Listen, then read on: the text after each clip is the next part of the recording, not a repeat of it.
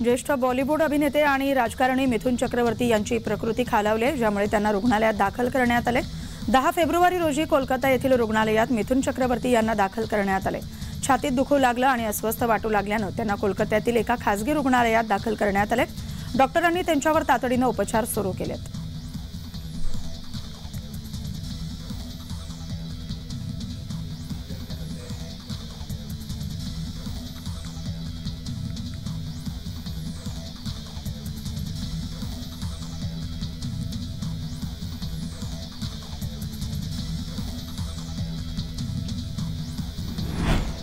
शरद मोहोळ हत्या प्रकरणात आरोपींना 7 दिवसांची कोठडी सुनावण्यात आली। गणेश मारणे, विठ्ठल शेलार यांच्या मोबाईलमधून महत्त्वपूर्ण 6 ऑडिओ क्लिप पोलिसांना मिळाल्यात। 7 गाड्या आतापर्यंत जप्त करण्यात आल्या आहेत। मुख्य सूत्रधार गणेश मारणे, विठ्ठल शेलार, मुन्ना पोरळेकरसह आरोपींना 7 दिवसांची मोक्का कोठडी सुनावण्यात आली।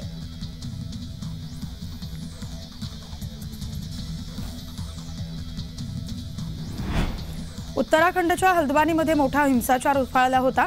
घडलेल्या या घटनेनंतर पोलिसांकडून 19 ओळख पटलेल्या आणि 5000 अनोळखी लोकांविरुद्ध गुन्हा दाखल करण्यात आलाय।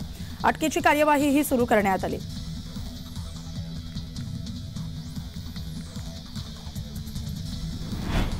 महाद्वार रोड आणि व्यापारी आणि रहिवासी असोसिएशन तर्फे श्री अंबाबाई मंदिर विकास आराखडा संदर्भात जिल्हाधिकारी अमोल येडगे यांच्याशी चर्चा केली जाणार आहे। त्यासाठी आज दुपारी 4:30 वाजता मंगलधाम इथं बैठक होणार आहे।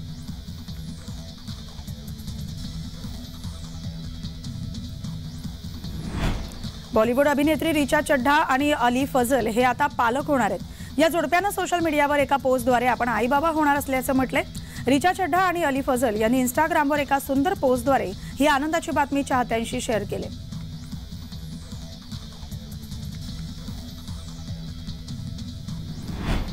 महाराष्ट्र राज्य साहित्य आणि संस्कृती मंडळाच्या वतीनं दरवर्षी नामवंत साहित्यिकांना विंदा करंदीकर जीवनगौरव पुरस्कार आणि प्रकाशन संस्थेला श्री पु भागवत पुरस्कार प्रदान केला जातो। सन 2023 या वर्षासाठी डॉक्टर रवींद्र शोभणे यांना विंदा करंदीकर जीवनगौरव पुरस्कार, तर पुण्याच्या मनोविकास प्रकाशन या संस्थेला श्री पु भागवत पुरस्कार जाहीर झालाय। मराठी भाषा विभागाचे मंत्री दीपक केसरकर यांनी ही घोषणा केली।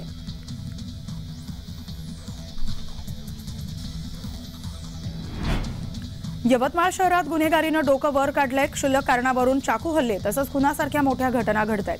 अशातच गुन्हेगारांवर वचक ठेवण्यासाठी आणि शहरात कायदा आणि सुव्यवस्था अबाधित राहण्यासाठी यवतमाळ शहर पोलीस यंत्रणेनं यवतमाळ शहरातून रूट मार्च काढलाय।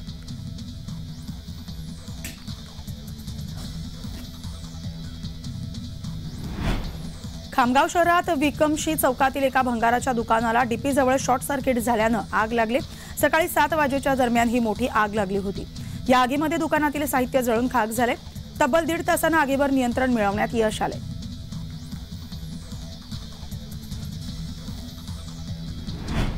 उत्पत्तीच्या ठिकाणीच ओला आणि सुक्या कचऱ्याचं विलगीकरण करण्यासाठी पालिकेच्या माध्यमातून पुढाकार घेण्यात येणार आहे। स्थानिक पातळीवर मुख्यत्वे करून रहिवासी संस्थांच्या परिसरात कचरा वर्गीकरणाबाबत माहिती, संवाद तसंच जनजागृती केली जाणार आहे।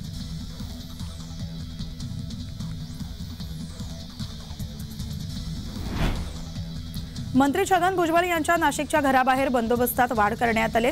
भुजबळांना पुन्हा एकदा जीवे मारण्याची धमकी देण्यात आली, त्यामुळे पोलीसही आता सतर्क झालेत।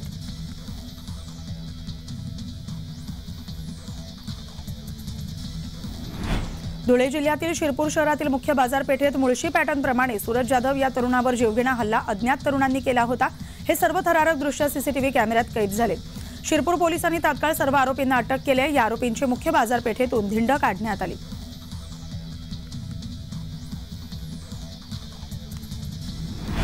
शहरात वाढलेल्या गुन्हेगारीच्या पार्श्वभूमीवर 40 गावात गुंडांची धिंड काढण्यात आले। काही दिवसांपूर्वी मुंबई पोलीस शुभम आगोने यांची 40 गावात हत्या करण्यात आली होती। या हत्येतील आरोपींची 40 गावात धिंड काढण्यात आली।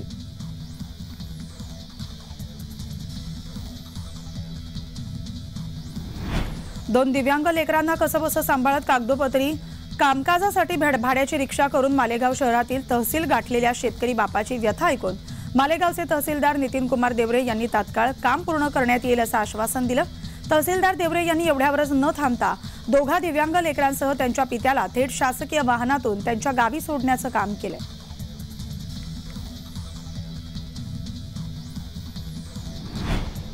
छत्रपती शिवाजी महाराज टर्मिनस इथून अयोध्येसाठी विशेष रेल्वे रवाना झाले। विधानसभा अध्यक्ष राहुल नार्वेकर यांनी विशेष रेल्वेला हिरवा झेंडा दाखवलाय। यावेळी स्थानकावर संपूर्ण वातावरण भगवमय झाल्याचं पाहायला मिळालं।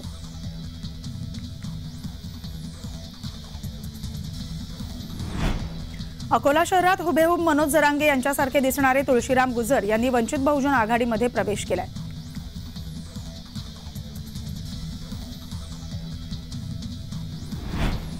पंतप्रधान नरेंद्र मोदी यांच्याविषयी वादग्रस्त वक्तव्य केल्याप्रकरणी धुळ्यात भारतीय जनता पक्ष ओबीसी सेलच्या वतीनं राहुल गांधींच्या विरोधात आंदोलन करण्यात आलं।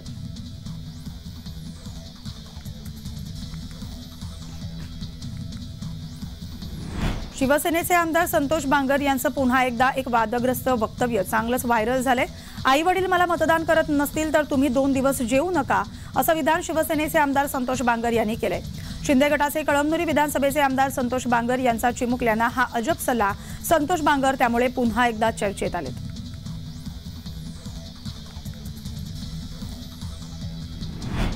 समीर वानखेडे यांच्या अडचणीत वाढ होताना दिसत असून अंमलबजावणी संचालनालयानं त्यांच्या विरुद्ध गुन्हा दाखल केलाय। समीर वानखेडे यांच्या विरुद्ध prevention of money laundering act अंतर्गत हा गुन्हा दाखल झालाय। गुन्हा नोंदवल्यानंतर ईडीनं काही लोकांना समन्स पाठवलेत, ज्यांची मनी लॉन्ड्रिंग प्रकरणात चौकशी होणार आहे।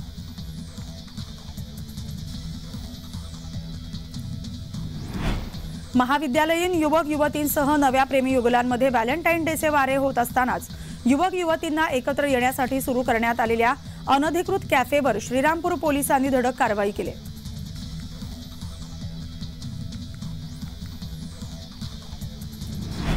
ज्येष्ठ बॉलिवूड अभिनेते आणि राजकारणी मिथुन चक्रवर्ती यांची प्रकृती खालावली आहे, ज्यामुळे त्यांना रुग्णालयात दाखल करण्यात आले। 10 फेब्रुवारी रोजी कोलकाता येथील रुग्णालयात मिथुन चक्रवर्ती यांना दाखल करण्यात आले। छातीत दुखू लागलं आणि अस्वस्थ वाटू लागल्यानं त्यांना कोलकात्यातील एका खासगी रुग्णालयात दाखल करण्यात आले। डॉक्टरांनी त्यांच्यावर तातडीने उपचार सुरू केले।